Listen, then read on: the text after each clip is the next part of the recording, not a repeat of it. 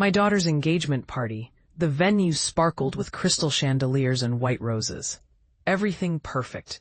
Everything planned. And then my future son-in-law's mother stood up, grabbed the microphone, and announced to our 150 guests, "Well, at least we know which side brought the class to this union." She looked directly at me, smiled like a viper, and added, "Some people buy their way into society. Others are born into it." The room went silent. My daughter Emma's face turned crimson, but her fiancé Marcus just laughed. Actually laughed. Like his mother had told the funniest joke in the world. I smiled, took a sip of champagne, and decided right then that the Montgomery family was about to learn a very expensive lesson about assumptions. Where are you watching from today? Drop your city in the comments below. And if you think karma is real, hit that like and subscribe button. Because, honey, what I'm about to tell you is proof that the universe always balances the scales. You just have to be patient enough to watch it happen. Let me take you back 6 months before that glorious disaster of an engagement party. Back when I thought my biggest worry was whether Emma was moving too fast with this Marcus Montgomery boy she'd been dating. I'm Diane Foster, 58 years old, living in Ashford Heights, Connecticut. To everyone who saw me, I was exactly what they expected. A divorced woman who'd done well for herself after her marriage ended. Nice house in a good neighborhood, drove a practical Lexus, volunteered at the local hospital, attended charity events, wore understated jewelry and classic clothes that whispered money rather than screamed it. What they didn't know, what nobody knew, was that my understated lifestyle was as carefully constructed as a stage set. And the real Diane Foster had more zeros in her bank account than anyone in Ashford Heights could possibly imagine. Emma had met Marcus at a corporate mixer. She was working as a marketing consultant. He was in finance. Tall, handsome, charming in that smooth way that men have when they've never been told no. They'd been dating for 7 months when he proposed, and Emma was over the moon. The first time I met Marcus's family was at Sunday brunch at the Montgomery estate, and let me tell you, they made sure I understood what an estate meant. The circular driveway was longer than my street. The house looked like something from a historical preservation society, and Marcus's mother, Victoria Montgomery, greeted us at the door wearing pearls that probably cost more than most people's cars. "Hey, Diane," she said, taking my hand with the kind of limp grip that wealthy women use when they don't want to actually touch you. How lovely to finally meet Emma's mother. Marcus has told us so much about your daughter's determination to make something of herself. Determination to make something of herself. Like Emma was a scrappy underdog who'd fought her way out of poverty instead of a talented professional with a master's degree. Marcus's father, Richard Montgomery, was a managing partner at a prestigious investment firm, the kind of old money Connecticut family that traced their lineage back to the Mayflower and never let anyone forget it. Their home was filled with ancestral portraits and furniture that probably predated the Civil War. During brunch, Victoria asked me pointed questions about my background with the kind of surgical precision that wealthy women perfect over decades of social warfare. "So, Diane, Emma mentioned you're divorced," Victoria said, buttering her toast with deliberate slowness. "How long have you been on your own?" "Sorry," I replied. 15 years, I replied, taking a sip of mimosa that probably cost more than my weekly grocery budget. At least, that's what she thought. "Sorry, and you've managed to maintain your lifestyle all this time? How impressive." Victoria's smile didn't reach her eyes. "It must have been quite an adjustment after your divorce settlement." "Sorry?" The assumption was clear. I was living off divorce money and probably struggling to maintain appearances. Richard nodded approvingly, like Victoria had just made an excellent point about fiscal responsibility. "I've managed," I said simply, not bothering to correct their assumptions. "Sorry?" Emma squeezed my hand under the table, worried I was uncomfortable. Sweet girl. She had no idea her mother was sitting on a financial empire that would make the Montgomery family's wealth look like pocket change. Marcus was oblivious to the undercurrents, too busy discussing his latest deal at the firm to notice his mother's condescending interrogation of his future mother-in-law. The second meeting was worse. Victoria invited me to lunch at her country club, just the two of us. She said it was important for us to bond as families were coming together. What she really meant was she needed to establish the pecking order before the wedding planning began. We sat in the dining room overlooking the 18th hole, surrounded by other wealthy women having their own power lunches, and Victoria laid out exactly what she expected from this merger of families. "Diane, I want you to know that Richard and I are thrilled about this engagement," she began, dabbing her lips with a linen napkin. "Marcus could have chosen anyone, of course, but Emma has a certain quality that we find refreshing. A certain quality. Like Emma was an interesting pet they decided to adopt.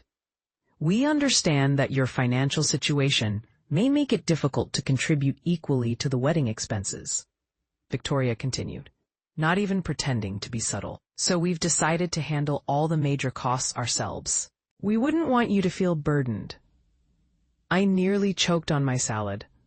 Here was this woman, assuming I couldn't afford my own daughter's wedding, generously offering to handle everything so the poor divorced woman wouldn't embarrass herself by trying to contribute. "That's very generous," I said carefully.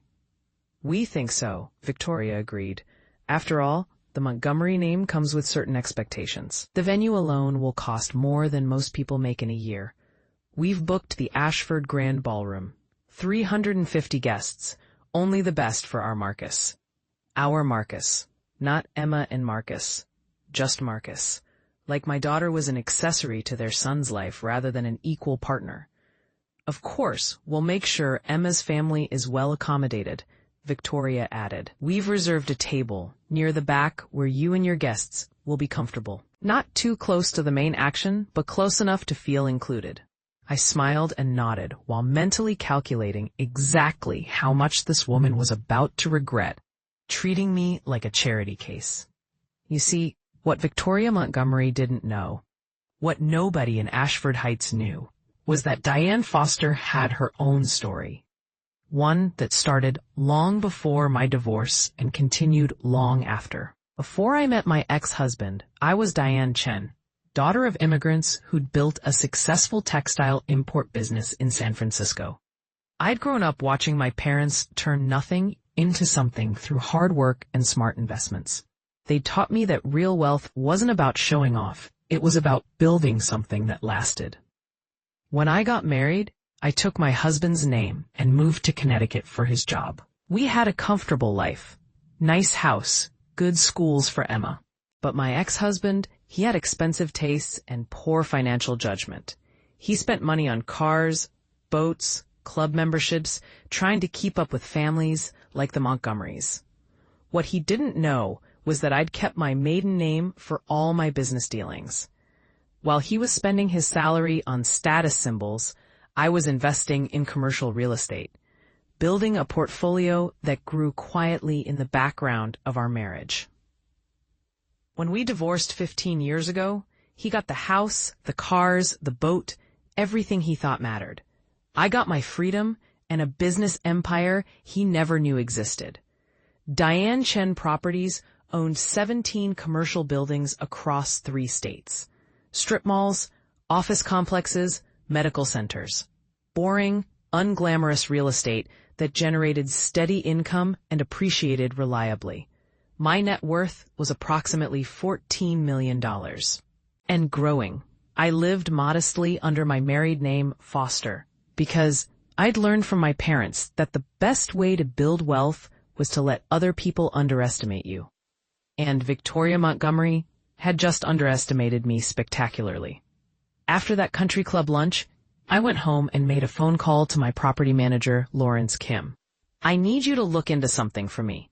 The Ashford Grand Ballroom. Who owns the building?" "Let me check," Lawrence said. I heard typing in the background. "It's owned by Hartfield Properties. They've had it for about 12 years. Why?" "Are they open to selling?" "Everything's for sale at the right price, Diane." "What are you thinking?" I'm thinking the Montgomery family just booked a venue for my daughter's wedding, and it would be unfortunate if that venue suddenly became unavailable. Lawrence laughed. He'd been managing my properties for 8 years and knew better than to question my strategies. I'll reach out to Hartfield quietly, see what they're willing to discuss. Strong. The plan started forming in my mind like a beautiful, intricate puzzle. The Montgomerys thought they had all the power. They thought their money and their name meant they could arrange my daughter's wedding like she was marrying into royalty. They thought I was a financially struggling divorcee who should be grateful for their generosity. They were about to discover just how wrong assumptions could be. Emma called me that evening, excited about wedding plans. "Mom, Victoria showed me the ballroom today. It's absolutely gorgeous. Can you believe they're paying for everything? I feel so lucky." My heart broke a little. My sweet Emma, thinking she should be grateful instead of valued. "Sweetheart," I said gently, "you know you don't have to feel lucky, right? Marcus is lucky to have you." "I know, Mom, but his family is just so established, so connected. Victoria keeps telling me about all these society events we'll attend after the wedding. It's a little intimidating." "Don't let them intimidate you," I said firmly. "You're just as good as any Montgomery. Better, actually, because you earned everything you have. Strong period." "Thanks, Mom." Emma paused. "Victoria mentioned something about you sitting at a back table at the reception. Is that okay? I can talk to her if you want to sit closer." Strong period. I felt anger bloom hot in my chest. They were relegating me to the back of my own daughter's wedding, like I was a distant relative they had to invite out of obligation. Strong. "Don't worry about it, honey," I said. "Everything will work out exactly as it should." And it would. Just not in the way the Montgomerys expected. Strong. If you feel my words, show your support by liking the video and subscribing to the channel. And tell me from which city you belong, so I can see how far a woman's impactful voice can reach. Help me build this community so we can bring more truthful stories for you. 2 weeks after my lunch with Victoria, Lawrence called with good news. "Hartfield Properties is interested in selling the Ashford Grand Ballroom building," he said. "They've been dealing with some cash flow issues, and they're looking to liquidate some assets. I can negotiate a deal, if you're serious." "I'm serious," I said. "Make them an offer they can't refuse." "What's your budget?" "Whatever it takes. I want that building, Lawrence, and I want the sale to go through before the Montgomery wedding." The purchase took 6 weeks to finalize. Hartfield Properties accepted my offer of $8.2 million for the building that housed the Ashford Grand Ballroom, along with several other commercial tenants. It was more than the building was worth. But I wasn't buying real estate. I was buying leverage.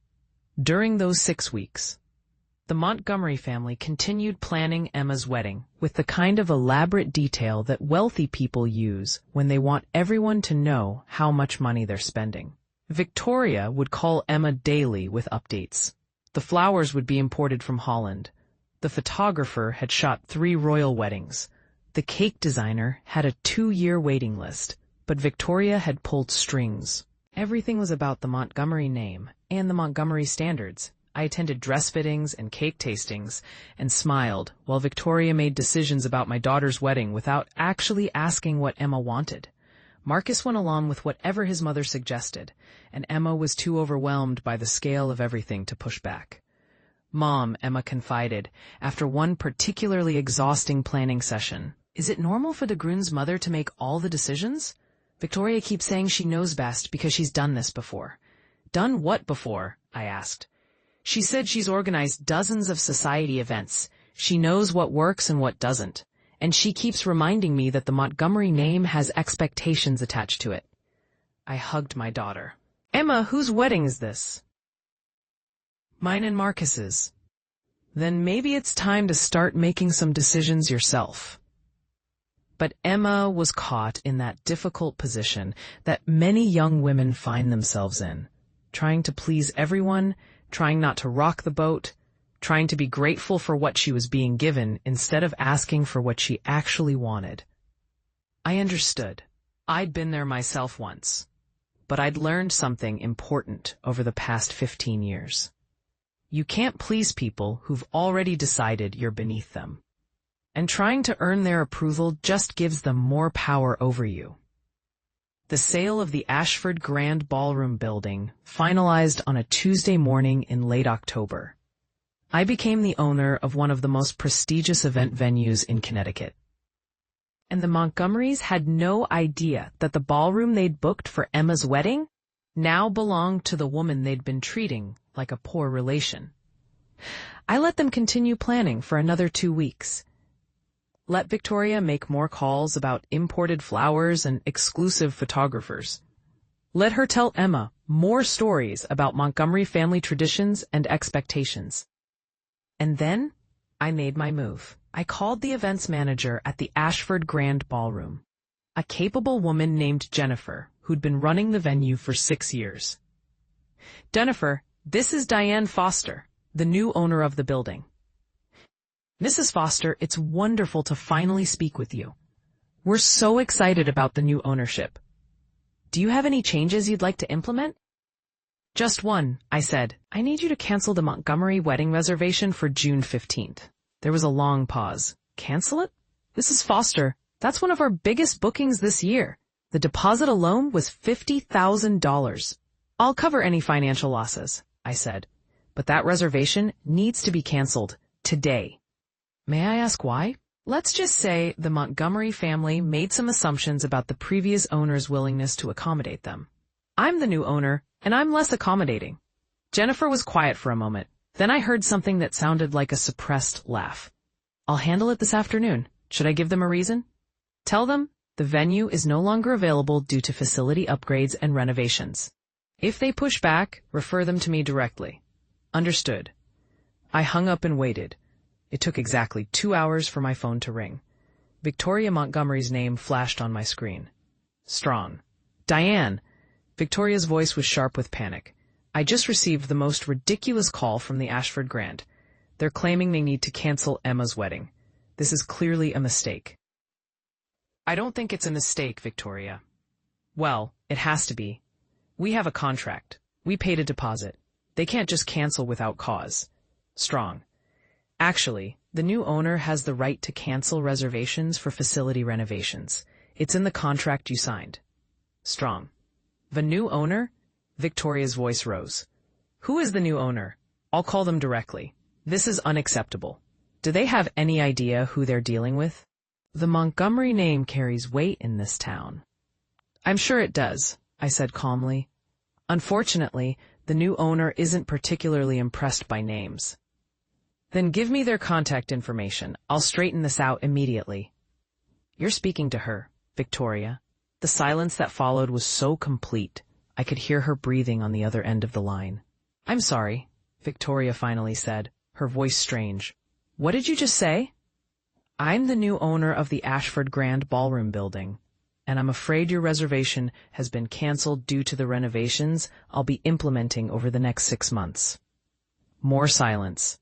Then, this is because of what I said at lunch, about not burdening yourself with wedding expenses? No, Victoria. This is because you assumed that modest meant poor and quiet meant powerless. You made decisions about my daughter's wedding without including her in the process. You relegated me to a back table at my own child's reception. You treated Emma like she should be grateful to marry into your family, instead of recognizing that your son is lucky to have her. Diane, please, let's not be hasty. Perhaps I was a bit presumptuous. We can certainly move your table closer to the front. How generous of you, I said. But I'm afraid that's not sufficient. The reservation remains canceled. You can't do this. We've sent invitations. We've booked vendors. Everything is arranged around that venue. Then I suggest you start making new arrangements. I hear the Riverside Country Club has some availability. Victoria's voice turned cold. You're going to regret this, Diane. The Montgomery family has connections in this town. Influence. We can make things very difficult for you. I'm sure you'll try, I said pleasantly. But, Victoria, here's something you should understand. I don't live in Ashford Heights because I have to. I live here because I choose to. And I can choose to live anywhere I want with the kind of money I have. What kind of money? Her voice was sharp now, curious despite her anger. The kind that buys commercial real estate on a whim. The kind that makes your family's wealth look like a comfortable upper-middle-class existence. The kind that comes from actually building businesses instead of just inheriting them and living off the interest. I hung up before she could respond. Emma called me 20 minutes later, crying. Mom, what happened? Victoria just called me screaming about the venue being canceled. She's blaming you. She says you did this on purpose. I did do it on purpose, sweetie. Why? Mom, this is my wedding. How could you? Her words hurt, but I understood. She didn't have all the information yet. Emma, sweetheart, I need you to come over. There are some things I need to explain. I can't believe you did this. Emma was still crying. Marcus is so upset. His whole family is furious. They think you're trying to sabotage the wedding. Emma, please, just come to the house. Give me an hour to explain. And if you still think I'm wrong after that, I'll apologize to the Montgomerys and find a way to fix this. She agreed reluctantly, and an hour later, she was sitting in my living room, red-eyed and angry. I handed her a folder. What's this? She asked. Financial statements, property deeds, business documents. Everything you need to understand who your mother actually is. Emma opened the folder and started reading. I watched her expression change from confusion to shock to complete disbelief as she processed the numbers on the pages. Mom, she whispered, this says you own buildings worth $14 million. Give or take, I said, depending on current market valuations. But how? When? Why didn't you tell me? I sat down beside her and told her everything. About my parents' business, about keeping my maiden name for investments, about quietly building wealth while her father spent money on status symbols, about the divorce that gave him the flashy assets while I kept the appreciating ones. You've been rich this whole time? Emma asked. Living in this modest house, driving a normal car, volunteering at the hospital like you were just a regular person? I am a regular person, I said gently. I just happen to have money. There's a difference between having wealth and performing wealth, Emma. The Montgomerys perform their wealth. They need everyone to see it and acknowledge it. I don't. Emma was quiet for a long time, processing this revelation. The venue, she finally said. You bought the venue. I did. Why? Because Victoria Montgomery spent the last 3 months treating you like you should be grateful to marry her son. Because she made decisions about your wedding without asking what you wanted. Because she put me at a back table like I was someone to be hidden away. And because I wanted to teach that family a very important lesson about assumptions. What lesson?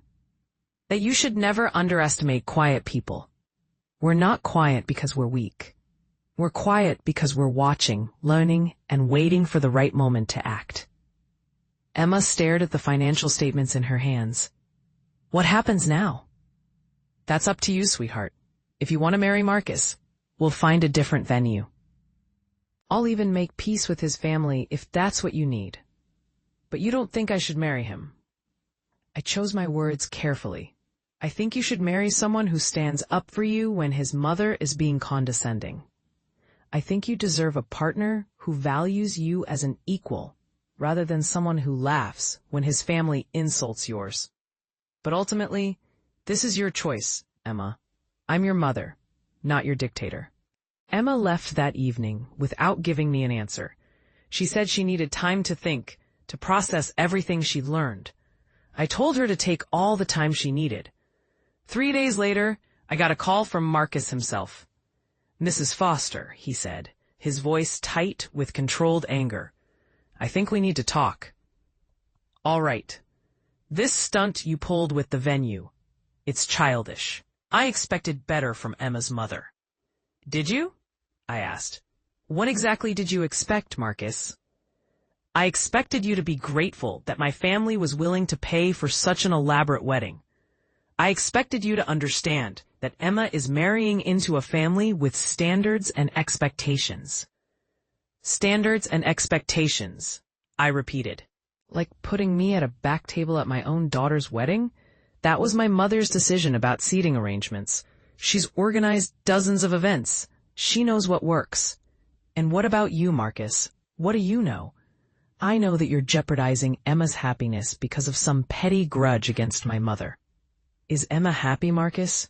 Have you asked her? Or have you been too busy letting your mother plan a wedding that's more about Montgomery family status than about what Emma actually wants? Emma is fine with everything. Really? Because when I talked to her a few days ago, she seemed overwhelmed and anxious about trying to live up to your family's expectations. Marcus was quiet for a moment. Mrs. Foster, I love Emma. I want to marry her. But I'm not going to let you sabotage our relationship because you have some kind of issue with successful people. I don't have an issue with successful people, Marcus. I am a successful person. More successful than your father, actually, if we're comparing net worth. That's ridiculous. Is it? Ask your father about commercial real estate holdings versus investment management fees. Ask him how much of his wealth is actually his versus how much he inherited. Then we can compare financial statements if you'd like. You're bluffing. Am I? Then why did I have $8 million available to purchase the Ashford Graham building in cash? Another long silence. Emma deserves better than this, Marcus finally said. Better than a mother who plays mind games and tries to control her through money. You're absolutely right, I said. Emma deserves better than people who judge her worth by her family's bank account. She deserves better than a fiancé who doesn't defend her when his mother is being condescending. She deserves better than marrying into a family that thinks she should be grateful for their acceptance. This conversation is over, Marcus said. I'm going to go talk to Emma, and I'm going to make sure she understands that she has to choose between your manipulation and our future together. He hung up before I could respond. I sat in my quiet house and wondered if I'd gone too far. If my plan to teach the Montgomerys a lesson had pushed my daughter away instead. But then Emma called. Mom, she said. Marcus just left. I heard he was planning to talk to you. He gave me an ultimatum. Either I cut contact with you and we elope next week, or he's calling off the engagement. My heart sank. Emma, I'm so sorry. I never meant to. Mom, let me finish. I told him if he can't respect my mother, then he can't respect me. I told him if his family's pride is more important than our relationship, then maybe we're not ready to get married. And I told him that I'm not going to be ashamed of where I come from or who my family is, just to fit into his world. I felt tears prick my eyes.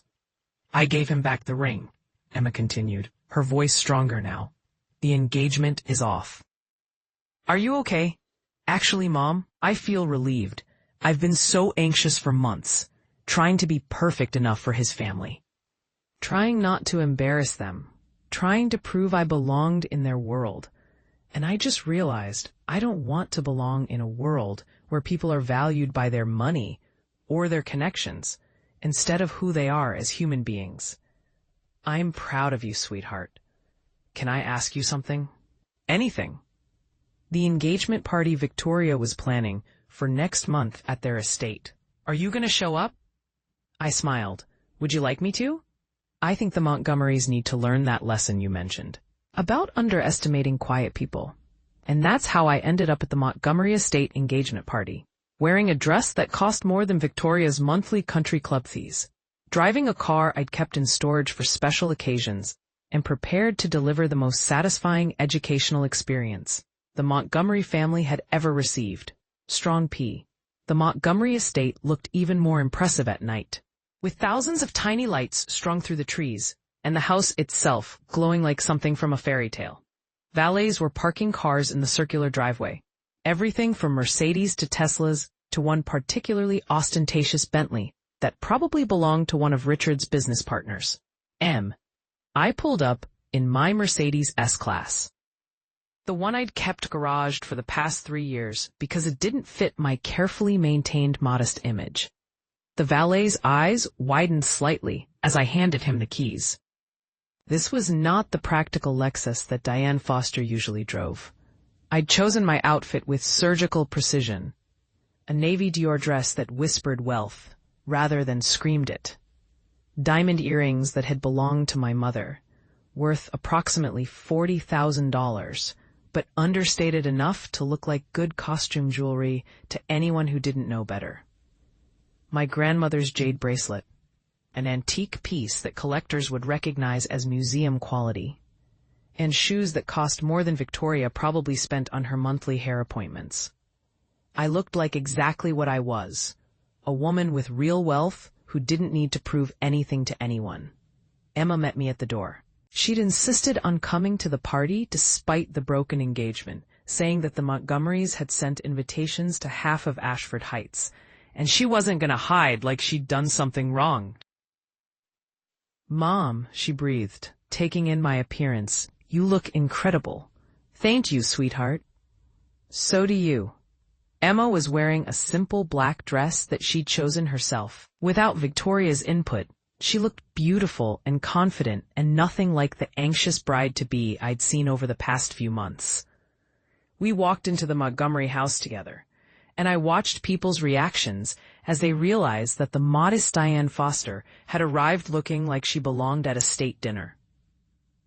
Victoria spotted us immediately. Her smile froze on her face as she took in my appearance, clearly trying to calculate how a supposedly struggling divorcee could afford couture and investment-grade jewelry. "Diane," she said, her voice strained, "how unexpected to see you here, given the circumstances." "The circumstances?" I asked pleasantly. "Marcus and Emma's broken engagement. We assumed you'd prefer to avoid any awkwardness." "Why would I feel awkward, Victoria? Emma didn't do anything wrong. She simply chose to end a relationship with someone who asked her to choose between him and her family." Several nearby guests turned to listen, sensing drama in the air. Victoria's smile became more fixed. "Yes, well, Marcus told us about your ultimatum. How unfortunate that you felt the need to interfere in their relationship," I said clearly, making sure the surrounding guests could hear me. "Marcus did. He told Emma she had to cut contact with me or he'd call off the engagement. She chose her family, as any woman with self-respect would." Murmurs rippled through the nearby guests. This was clearly not the story the Montgomerys had been telling people. Richard appeared at Victoria's side, his face flushed with what I assumed was a combination of expensive scotch and embarrassment. Murmurs rippled through the nearby guests. "Mrs. Foster," he said stiffly, "perhaps this isn't the appropriate venue for this discussion." "You're absolutely right," I agreed. "This is supposed to be a celebration, after all." "Shall we celebrate?" I accepted a glass of champagne from a passing waiter and made my way further into the party, leaving the Montgomerys to deal with their guests' curious questions. The engagement party is everything I'd expected. 200 people crowded into the Montgomery mansion and its grounds, all of them wearing their wealth like armor and competing to see who could drop the most impressive names or destinations in casual conversation. I recognized several people from Ashford Heights society. The Harrisons, who owned a chain of luxury car dealerships. The Chens, no relation to me despite the shared surname, who'd made their fortune in pharmaceutical distribution. The Westlakes, old money like the Montgomerys, who spent most of their time traveling between their various properties and looking down on anyone whose wealth was less than 3 generations old. They all stared at me with varying degrees of curiosity and confusion. The modest Diane Foster, who usually attended charity events in department store dresses and sensible shoes, had apparently transformed overnight into someone who looked like she belonged at a Milan Fashion Week. "Diane Foster?" A woman approached me, her expression puzzled. "I almost didn't recognize you. That dress is stunning." I recognized her as Patricia Harwell, a woman I'd served on a hospital fundraising committee with for the past 2 years. She'd always been polite, but distant, the way wealthy women are with people they consider below their social tier. Thank you, Patricia, I said warmly. I don't think I've ever seen you look so elegant. Special occasion? Her eyes darted to Emma, clearly fishing for information about the broken engagement. Every occasion is special when you stop worrying about what other people think, I said simply. Patricia laughed, not unkindly. Well, you look marvelous. That bracelet is extraordinary. Is it an antique? Qing Dynasty, I confirmed. It belonged to my grandmother. Patricia's eyes widened. If she knew anything about Chinese antiques, and most serious collectors did, she just realized my bracelet was worth somewhere between $60,000 and $90,000. I had no idea you collected, she said carefully. I don't collect for show, I replied. Some things are meant to be treasured privately. I moved through the party, watching the Montgomerys try to maintain their hosting duties while clearly being thrown off balance by my presence. Marcus avoided both Emma and me, staying close to his parents like a child seeking protection. That's when I spotted someone interesting. Jonathan Westlake, one of the old money Westlakes, standing alone near the bar and watching the party with the kind of amused detachment that comes from having seen everything before. Jonathan and I had a history, though nobody at this party knew it. We'd met years ago at a commercial real estate investment seminar in Boston. He'd been impressed by my analysis of emerging markets, and we'd stayed in casual contact over the years, occasionally sharing investment opportunities or market insights. He was one of the few people who knew about Diane Chen Properties. And from the knowing smile on his face, he was clearly enjoying watching me operate in enemy territory. Diane, he said warmly, kissing my cheek in greeting, I wondered when you'd stop hiding your light under a bushel. Jonathan, I didn't know you were friends with the Montgomerys. I'm not, he said dryly, but Victoria has been trying to get into our social circles for years. When she heard I was in town, she practically begged me to attend this party. Something about the importance of old money supporting the next generation. I laughed. How very Victoria. I must say I'm enjoying watching her squirm. She spent the last 20 minutes trying to figure out how the woman she's been treating like a charity case can afford to wear more wealth than most of her guests combined. It's a mystery, I agreed, sipping my champagne. The real mystery, Jonathan said, is why you've been playing poor all these years. You could have shut down Victoria Montgomery's condescension months ago. Where's the fun in that? Besides, you can learn a lot about people when they think you're beneath them. They show you exactly who they are. And what have you learned about the Montgomerys? That their wealth is more performance than substance. That their confidence comes from inherited status rather than actual achievement. And that they raised a son who thinks love should be conditional on obedience. Jonathan nodded thoughtfully. I've known Richard Montgomery for 20 years. He's a competent investment manager, but he's never had an original thought in his life.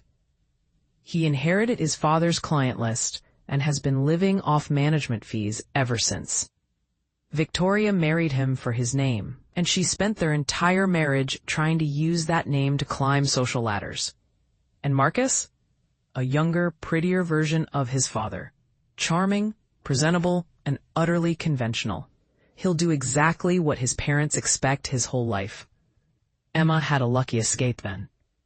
Indeed, your daughter seems like she has actual substance. She's better off without the Montgomery legacy weighing her down. We were interrupted by Victoria herself, who appeared at Jonathan's elbow with the kind of desperate brightness that comes from social anxiety. Jonathan, she gushed, I'm so glad you could make it. Have you tried the crab cakes? They're flown in fresh from Maryland. I'm sure they're excellent, Victoria, Jonathan said politely. Victoria's eyes darted to me, clearly trying to figure out why Jonathan Westlake, whose family made the Montgomery wealth look modest, was having such a friendly conversation with the poor divorcee. I see you've met Diane, Victoria said carefully. Emma's mother. She's been such a support during all this wedding planning. Haven't you, Diane? The passive aggression was breathtaking. Victoria was trying to reassert the social hierarchy by reminding everyone that I was just the mother of the bride, not someone who actually belonged in these circles. Oh, Diane and I are old friends, Jonathan said casually. We've worked together on several investment opportunities over the years. Quite successfully, I might add. Victoria's smile became strained. Investment opportunities? How interesting. I didn't realize you were involved in finance, Diane. Commercial real estate, actually, I said. It's been very rewarding. How lovely, Victoria said, her tone suggesting that small-time real estate investments were charming hobbies for people with limited resources. Richard has always said that real estate can be quite profitable for small investors who do their research. Jonathan made a sound that might have been a suppressed laugh. Small investors? Victoria, Diane's portfolio is rather more substantial than small. Tell me, Diane, how many properties are you managing now? 15? 20? 17 primary holdings, I said, though I'm considering expanding into the Boston market if the right opportunities present themselves. Victoria's face went through several interesting color changes as she processed this information. 17 properties? But I thought you lived quite modestly. The house, the car?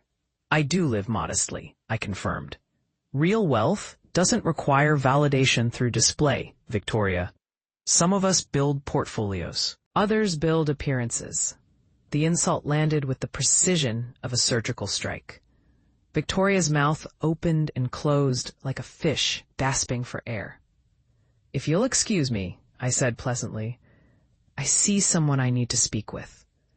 I walked away, leaving Victoria to interrogate Jonathan about exactly how much wealth I'd been hiding and why nobody had told her that the woman she'd been patronizing for months was actually wealthier than her own family. Emma found me near the garden terrace, her eyes sparkling with suppressed laughter. Mom, the look on Victoria's face when Jonathan Westlake called you an old friend was priceless. I think she's having some kind of crisis. Good, I said. Maybe it will teach her something about assumptions. Marcus keeps staring at you from across the room. I think he's trying to figure out if everything you told him about your finances was actually true. Let him wonder. The party continued with an increasingly awkward energy as word spread through the guests that Diane Foster, the modest divorcee, was apparently quite wealthy and had just publicly humiliated their hostess. I could feel the shift in how people approached me. Suddenly, I was interesting. Suddenly, I was worth talking to. Patricia Harwell came back with several other women from the hospital fundraising committee, all of them suddenly eager to discuss my real estate investments and where I'd found such exquisite jewelry and whether I'd be interested in joining more exclusive charity boards.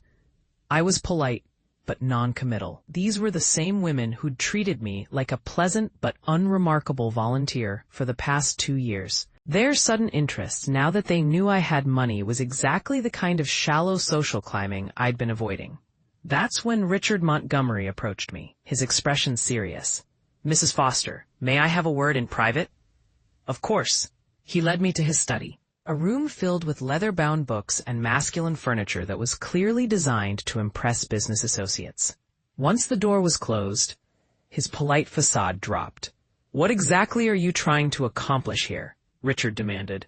Coming to this party dressed like that, flaunting your supposed wealth? Humiliating my wife in front of our guests? Supposed wealth? I asked. Richard, I own more commercial real estate than you have in liquid assets. There's nothing supposed about it.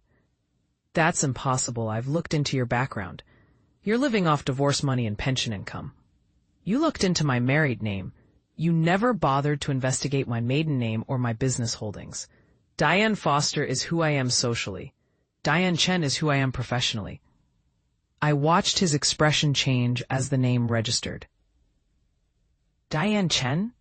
Chen Properties? The same. Richard sank into his desk chair like his legs had given out. You're D. Chen? The investor who's been quietly buying up commercial properties across New England for the past decade? Guilty. But that means you're worth at least, you must have. I had no idea. No, I agreed. You didn't. Because you assumed that a divorced woman living modestly in Ashford Heights couldn't possibly have significant wealth. You assumed I was someone your family could patronize and control. You raised a son who thought my daughter should be grateful to marry him. And your wife treated me like a poor relation who needed to be managed and contained. Victoria didn't mean anything by that. She's just particular about maintaining certain standards for family events. Standards like relegating me to a back table at my own daughter's wedding? Like making all the decisions without consulting Emma about what she actually wanted? Like explaining to me that I shouldn't feel burdened by wedding expenses because you understood my limitations? Richard had the grace to look uncomfortable. Perhaps Victoria could have been more tactful in her approach. Perhaps, I agreed. Or perhaps your family could have treated Emma and me with basic respect, regardless of how much money you thought we had. But instead, you showed us exactly who you are. And Emma made her choice based on that information. Marcus is devastated about the broken engagement. Is he devastated about losing Emma? Or is he devastated about the embarrassment of being rejected? Richard didn't answer, which was answer enough. We came here tonight to support my daughter and to demonstrate something very important to your family and everyone in Ashford Heights who's been making assumptions about Diane Foster. What's that? That quiet doesn't mean weak. Modest doesn't mean poor. And underestimating people based on appearances is the most expensive mistake you can make. I left Richard in his study and returned to the party, which had reached that stage of the evening where people had enough alcohol in them to be honest about their curiosity. A woman I vaguely recognized from the country club approached me with the kind of bold directness that comes from 3 glasses of wine. "Okay, I have to ask," she said. "Is it true that you're secretly rich? Like, really rich?" "Define really rich," I said. "Rich enough to make Victoria Montgomery look middle class?" I smiled. "I'm comfortable." "Come on," the woman pressed. "Everyone's talking about it. Jonathan Westlake doesn't casually mention investment partnerships unless they're significant. And that bracelet you're wearing could probably pay for my kid's college education." "It could probably pay for 4 years at an Ivy League school," I corrected, "but I'm not selling it." The woman laughed delightedly. "I knew it. God, I wish I'd been there when Victoria realized who she'd been condescending to. She must have died." "She's recovering nicely," I observed, watching Victoria hold court near the champagne fountain, though her smile looked more strained than usual. "Why did you hide it?" the woman asked, genuine curiosity in her voice. "If I had your money, I'd be flashing it all over town." "Because showing off wealth attracts the wrong kind of attention," I said. "People start valuing you for your bank account instead of your character. They make assumptions about who you are based on what you have. Living modestly let me see people as they really were, without the performance that wealth demands. And what did you learn? But a few people are worth knowing regardless of money or status. Those are the relationships that matter." The party finally reached its crescendo around midnight, when Victoria, emboldened by champagne and the need to reassert control over her own event, decided to make a speech. She climbed onto a small platform that had been set up for toasts, tapping her champagne glass to get everyone's attention.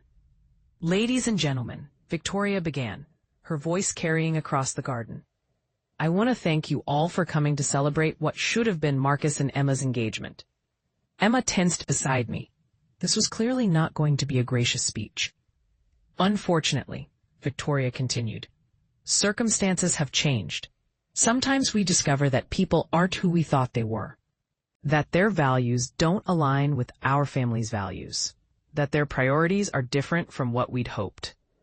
She was looking directly at Emma and me as she spoke, making it clear who she blamed for the broken engagement. The Montgomery family has always believed in tradition, in maintaining standards, in preserving the legacy that our ancestors built. "We believe that marriage is about joining families together, about creating partnerships that strengthen both sides." Victoria paused dramatically. "Some people, however, believe that marriage is about individual choice over family harmony, about personal feelings over practical considerations, about allowing pride to interfere with good sense." The guests were dead silent, everyone recognizing that they were witnessing a public confrontation disguised as a speech.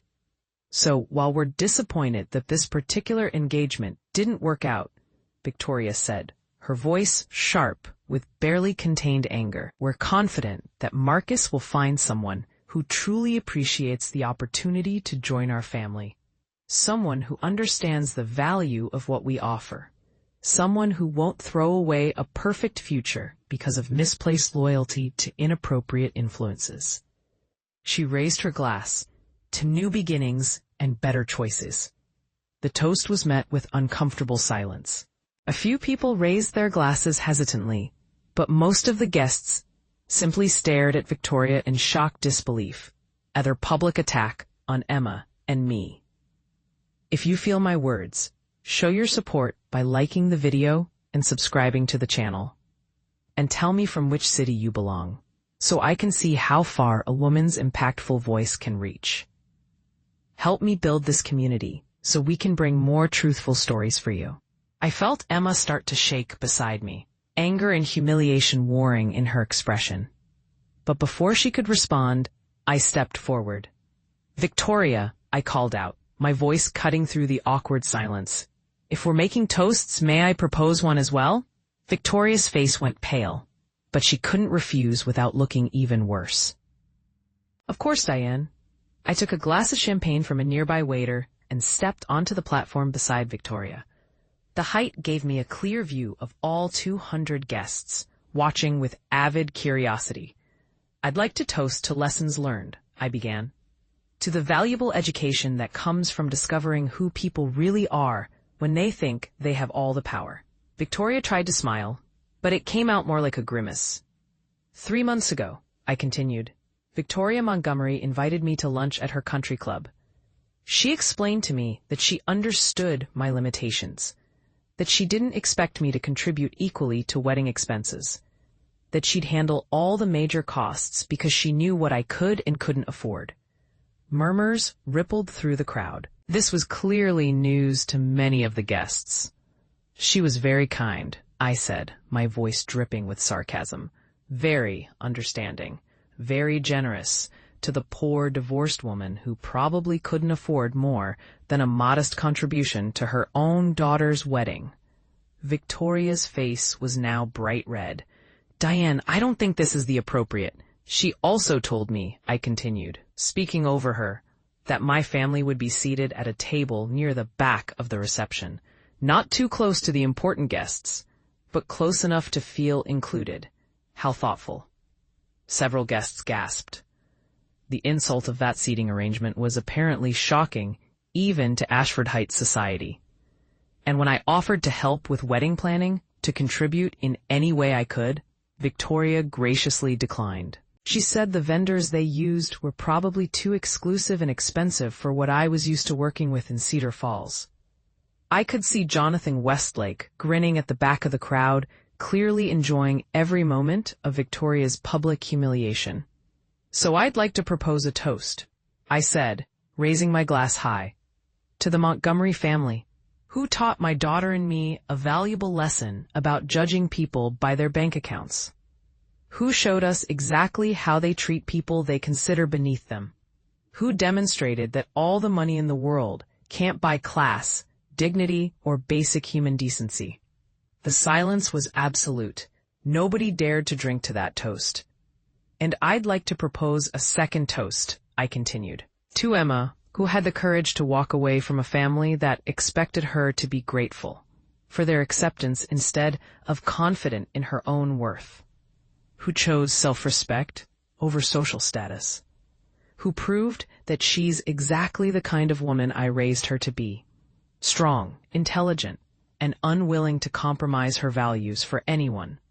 This time, several people raised their glasses, including Jonathan Westlake and a few others who clearly appreciated the drama. "And finally," I said, looking directly at Victoria, "I'd like to toast to Diane Chen Properties, which owns 17 commercial buildings across 3 states, to $14 million in assets that have been growing quietly while everyone assumed I was just a modest divorcee. To the Ashford Grand Ballroom, which I purchased specifically to cancel the Montgomery wedding reservation. And to the valuable lesson that you should never, ever underestimate quiet people. I drank my champagne in one long swallow and stepped down from the platform, leaving Victoria standing there alone, her mouth opening and closing like she couldn't figure out how to respond. Emma was beaming at me, pride radiating from every pore. Around us, guests were whispering excitedly, phones coming out to Google Diane Chen Properties and confirm whether what I just said was true. Richard pushed through the crowd toward the platform, his face a mask of barely controlled fury. Victoria, get down from there. This party is over. But it wasn't over. Not quite yet. Marcus finally appeared, having apparently worked up the courage to confront me directly. He looked young and foolish and exactly like what he was. A boy who'd been raised to believe his family name entitled him to whatever he wanted. You had no right to do that, Marcus said, his voice shaking with anger. To humiliate my mother in front of all these people. To destroy this party just to make some kind of point. I didn't destroy anything, I said calmly. Your mother destroyed her own reputation by publicly insulting my daughter and me in what was supposed to be a toast. I simply responded with some context that your guests might find relevant. You're a vindictive, petty woman who can't accept that Emma wasn't good enough for our family. Emma stepped forward, her voice cold as ice. I wasn't good enough? Marcus, your family spent months treating me like a charity project. Your mother made every single decision about our wedding without asking what I wanted. She put my mother at a back table, like she was an embarrassing relative you had to invite, and you laughed when your mother insulted her at your wedding. You laughed. It was a joke, Marcus protested weakly. It was cruelty, Emma corrected. And the fact that you can't see the difference tells me everything I need to know about who you really are. Marcus looked around desperately, seeking support from his parents or the guests, but finding only curious stares and avid interest in the drama unfolding. You're going to regret this, he said finally. Both of you. The Montgomery name means something in this town. You think you can just embarrass us and walk away without consequences? Actually, Jonathan Westlake said, stepping forward from the crowd, I think that's exactly what they can do. The Montgomery name means significantly less than you believe, Marcus. And from what I've seen tonight, the only people who should be worrying about consequences are your family. Stay out of this, Jonathan, Richard snapped. This is a private family matter. You made it public when you threw this party, Jonathan said mildly. And you made it my business when you spent 20 minutes earlier tonight asking me to invest in one of your ventures. Did you really think I'd partner with someone who treats people the way your wife treated Diane? Bad character is bad business, Richard. I learned that from my grandfather. The blow landed hard. I could see Richard calculating the financial implications of losing Jonathan Westlake's potential investment and approval. Ladies and gentlemen, I said, addressing the crowd one final time. Thank you for your hospitality. Emma and I are going to leave now. I'm sure the Montgomerys would appreciate some privacy to process tonight's revelations.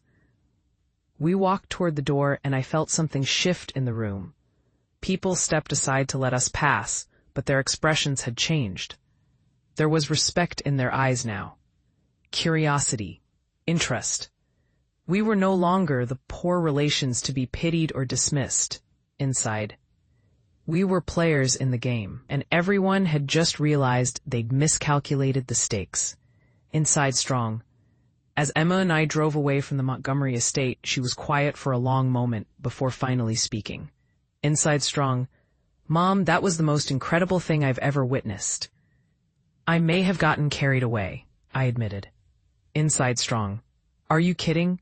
You were magnificent. Did you see Victoria's face when you mentioned owning the Ashford Grand?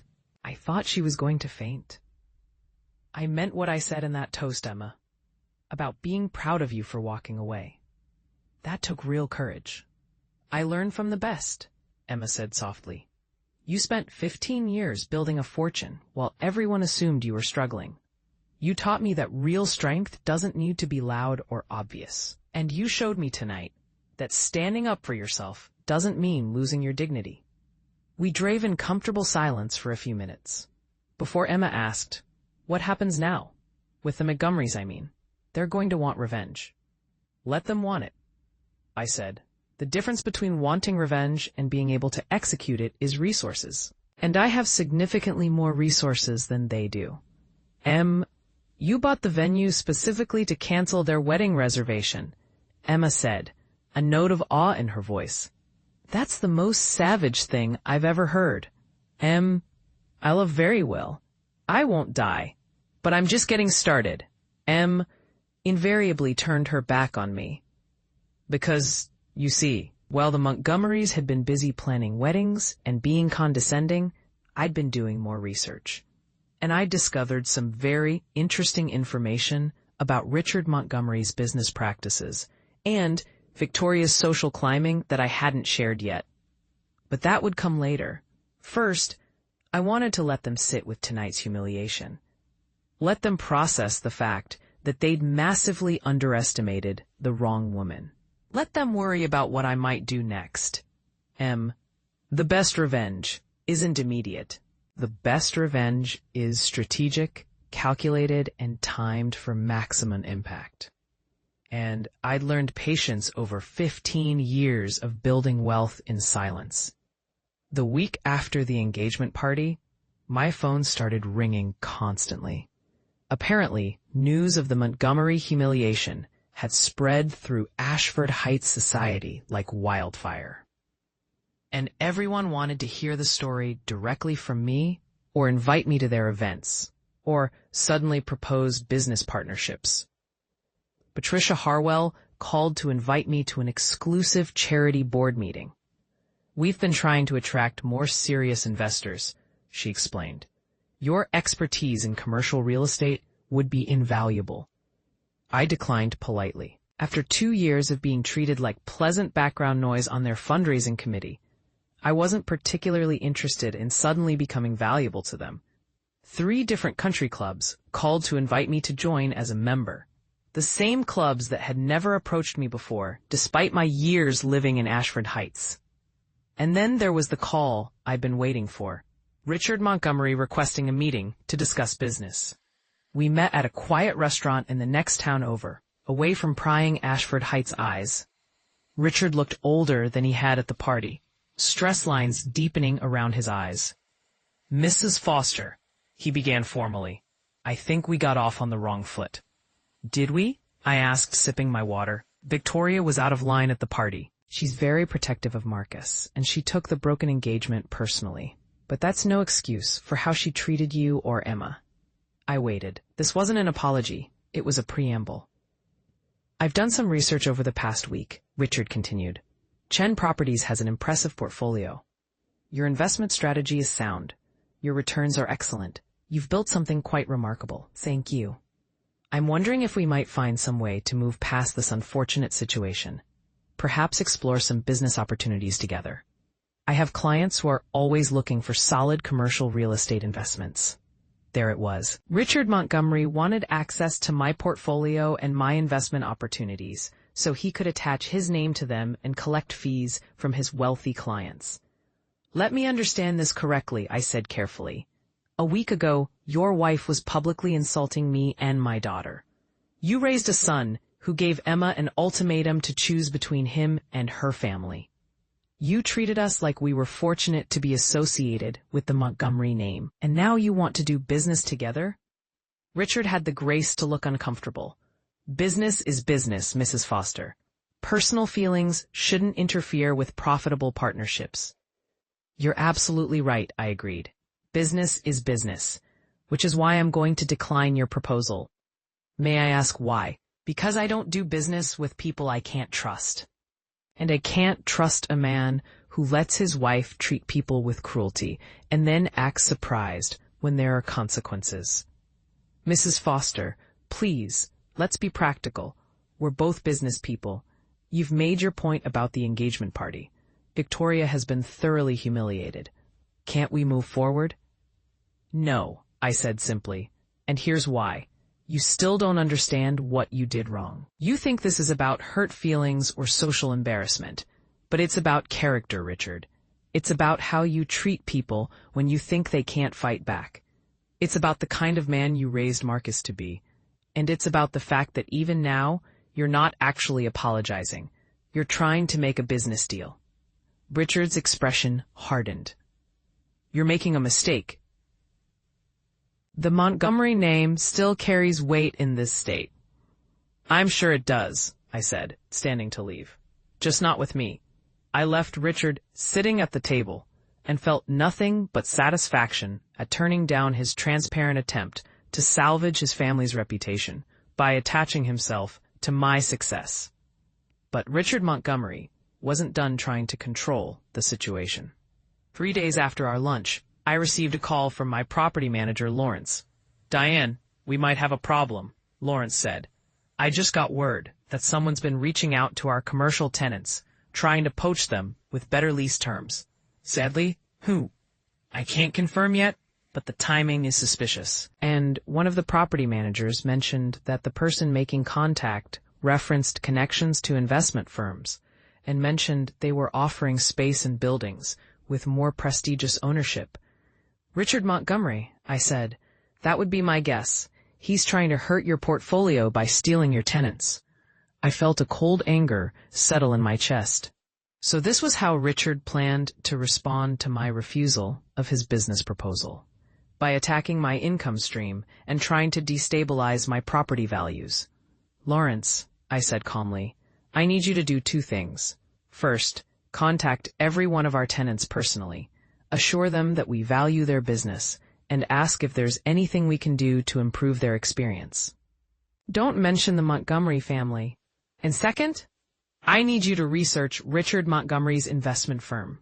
Client list, major holdings, anything that might give us leverage. If he wants to play this game, we're going to play it better than he does. Lawrence was quiet for a moment. Diane, are you sure you want to escalate this? The Montgomerys have been established in this area for generations. They have connections. So do I said. They've just been underestimating them. The research Lawrence compiled over the next week was illuminating. Richard Montgomery's investment firm managed approximately $200 million in client assets, which sounded impressive until you looked at the details. His returns were mediocre at best, consistently underperforming the market average. He'd built his client list primarily through family connections and social relationships rather than actual investment acumen. And his firm's financial health was more precarious than the prestigious Montgomery name suggested. Several of his largest clients were elderly members of old Connecticut families who'd been with the firm for decades out of loyalty to Richard's father, rather than confidence in Richard's abilities. As those clients aged and their heirs took over financial decisions, there was increasing talk of moving assets to more dynamic firms. More interesting was what Lawrence discovered about the Montgomery estate. The beautiful mansion that Victoria used for social climbing was mortgaged to approximately 70% of its value. Their lifestyle, with its country club memberships, European vacations, and elaborate parties, required significant cash flow that Richard's firm barely generated after expenses.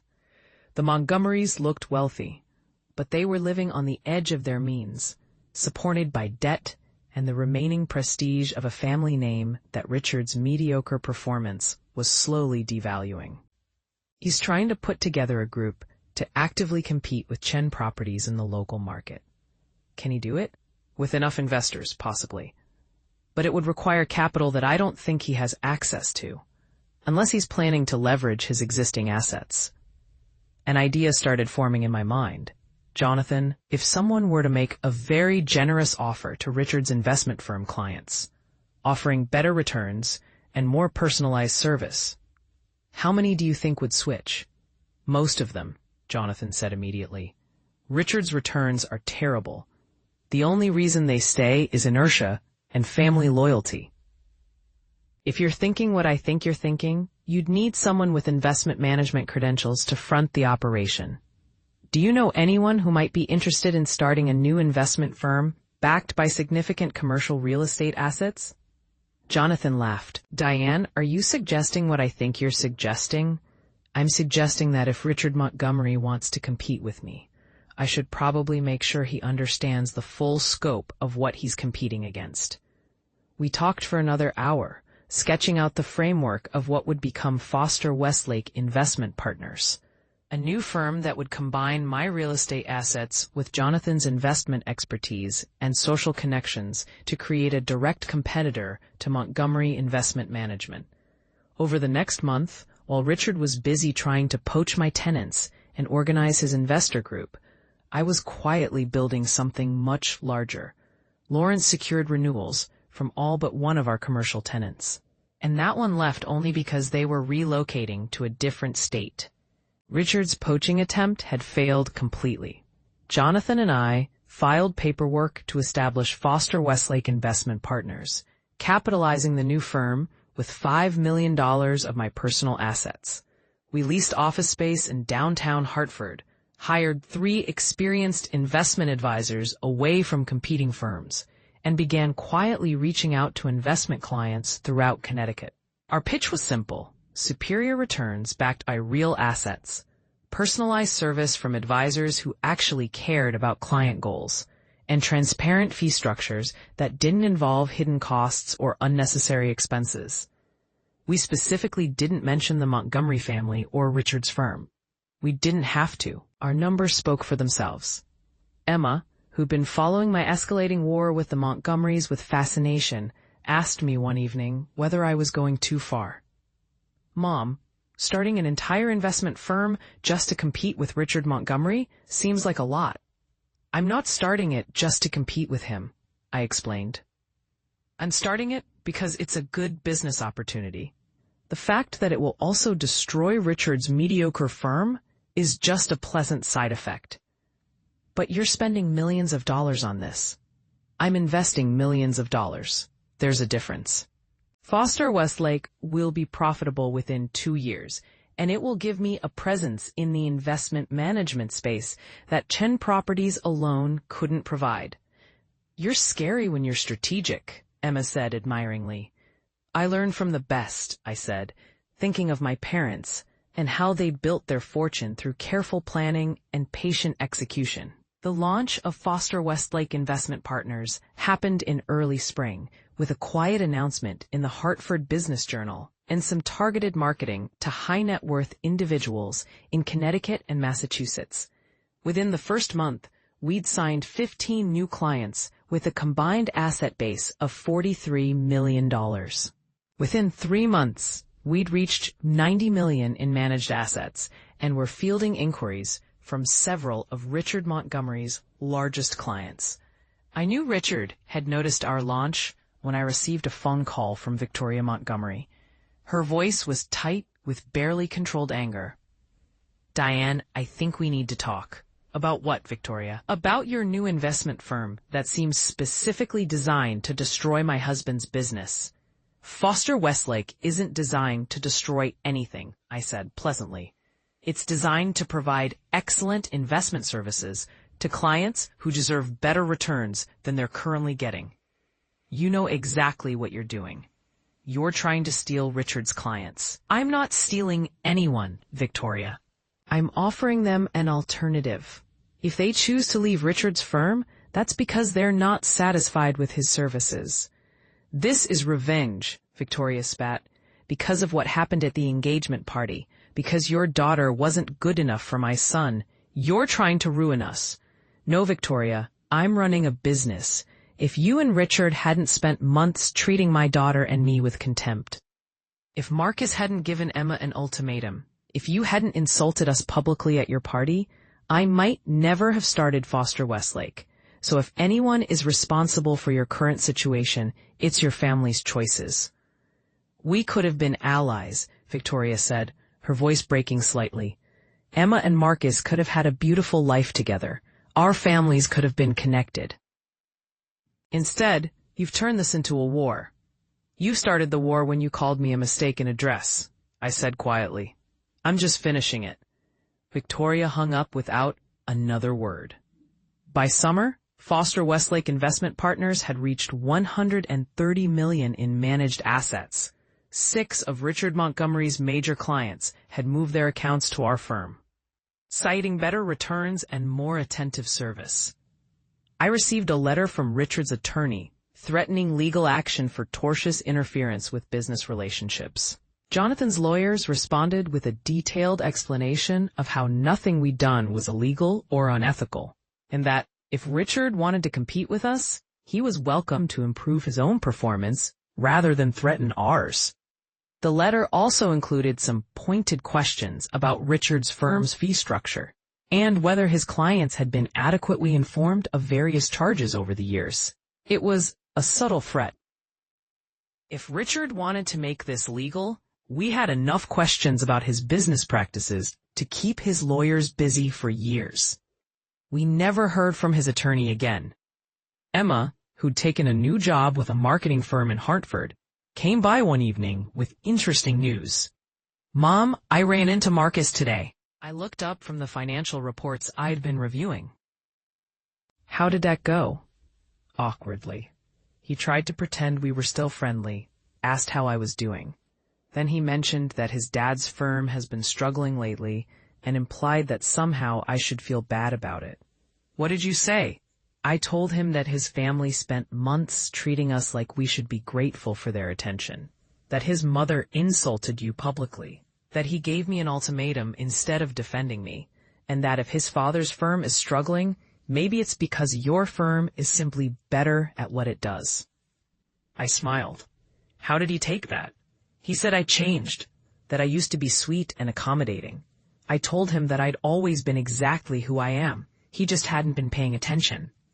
"I'm proud of you," I said. "It takes courage to be yourself instead of who other people want you to be." "I learned that from you," Emma said. "Watching you these past months, building your business, refusing to apologize for your success, standing up to people who thought they could control you. It's been educational." "Good," I said, "because I'm thinking about expanding Foster Westlake into wealth management for younger professionals, people who are just starting to build assets and need advice they can trust. Would you be interested in heading up the marketing for that division?" Emma's eyes widened. "Seriously? You have the skills, you understand our brand, and you have personal experience with exactly the kind of condescending wealth management that we're trying to provide an alternative to. When would we start?" 6 months. Give yourself time to think about it. Make sure it's what you want rather than just following your mother's path." Emma hugged me. "I'll think about it. But Mom, thank you for everything.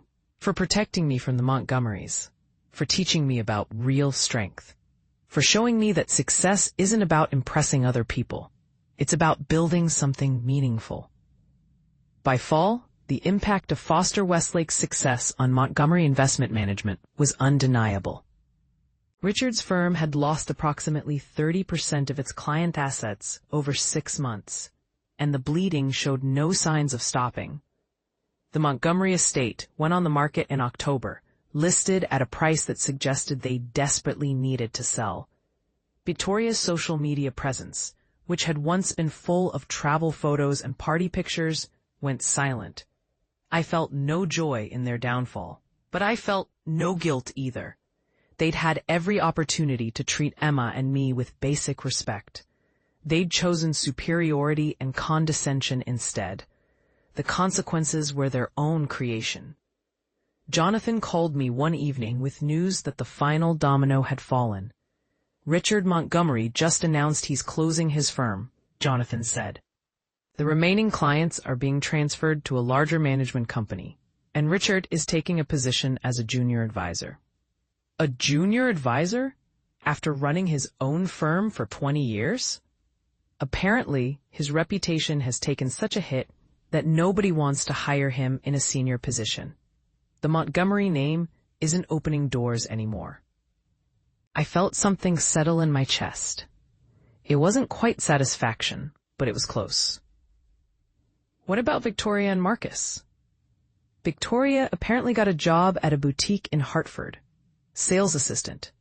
Marcus is still working in finance. but he had to take a position with a firm in Boston to get away from the local gossip. They left Ashford Heights last month. Nobody's seen them at any of the society events since then. After I hung up with Jonathan, I sat in my living room thinking about how dramatically things had changed in 1 year. The Montgomery family, who'd spent generations building their reputation as Connecticut's established wealth, had been systematically dismantled by a woman they dismissed as a poor divorcee. Their estate was sold. Their firm was closed.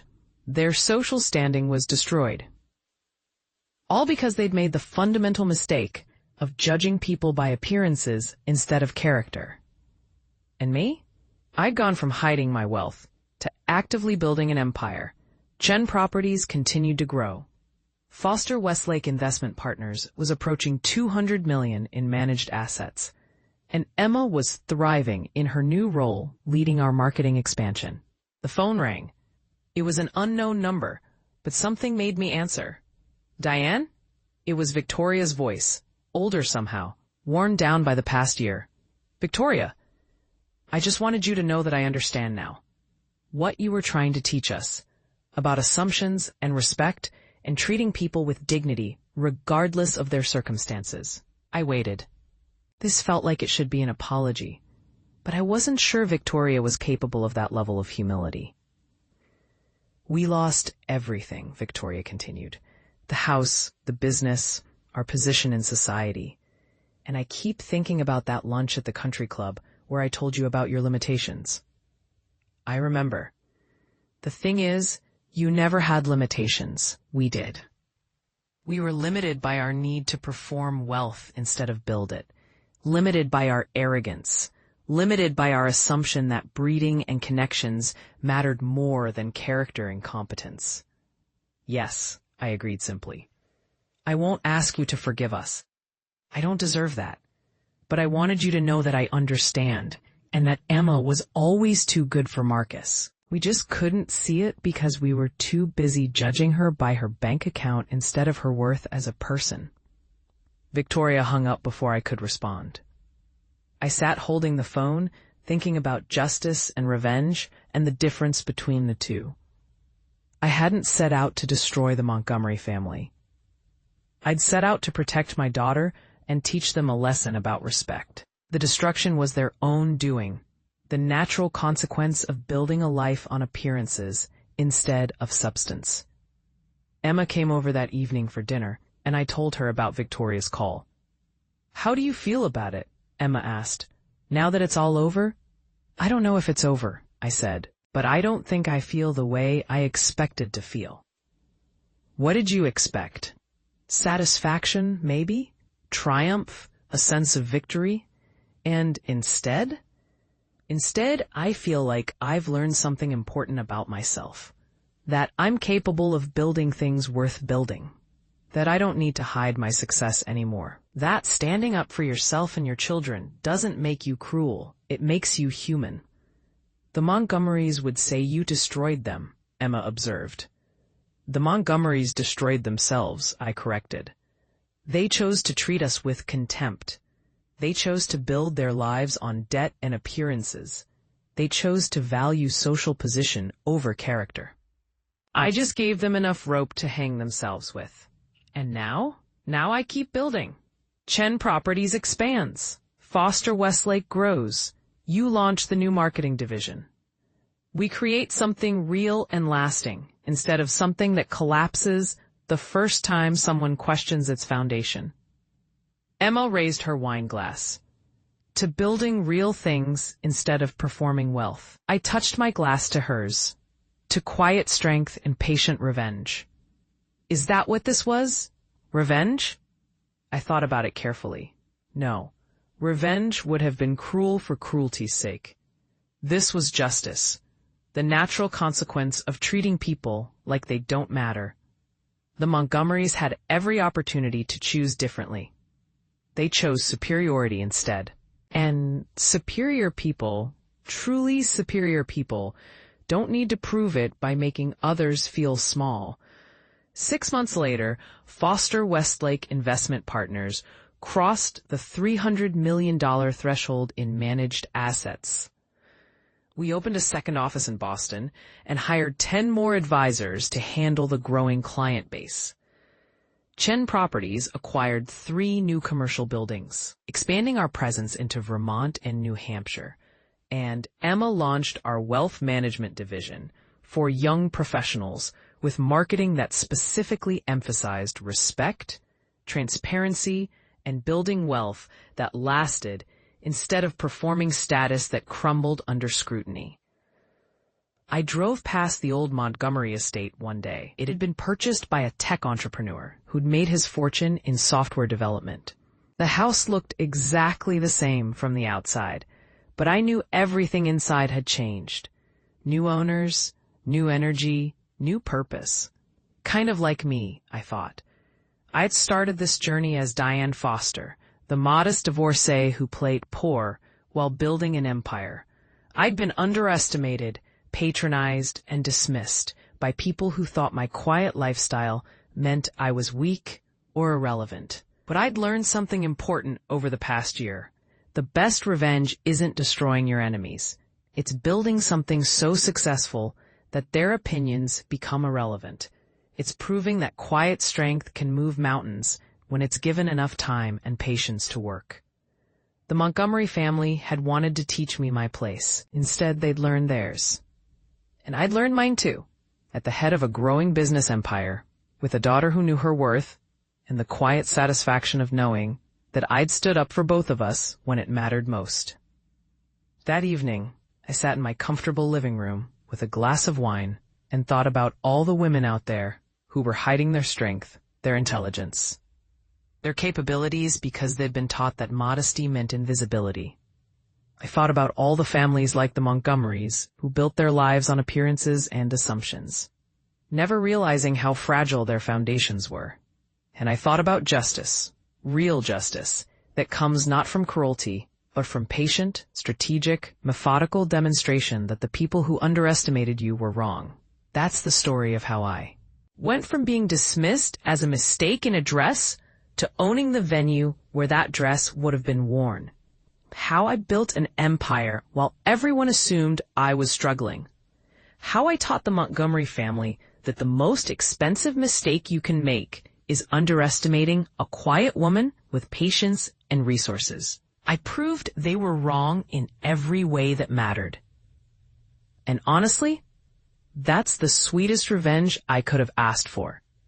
Em and Sam, if you feel my words, show your support by liking the video and subscribing to the channel. And tell me from which city you belong, so I can see how far a woman's impactful voice can reach. Help me build this community so we can bring more truthful stories for you. Em, thanks for listening to my story. Remember, never let anyone make you feel small because they can't see your worth. Build your empire in silence if you need to, but build it. Stand up for yourself and your children. And when the time comes to show people who you really are, do it with dignity and strength. Because the world is full of people who will judge you by appearances, but the real winners are the ones who build something lasting, while everyone else is busy performing status. And if someone calls you a mistake in a dress, just smile. And then show them exactly how expensive that mistake is going to be for them. Your voice matters, your story matters, and you deserve to be heard.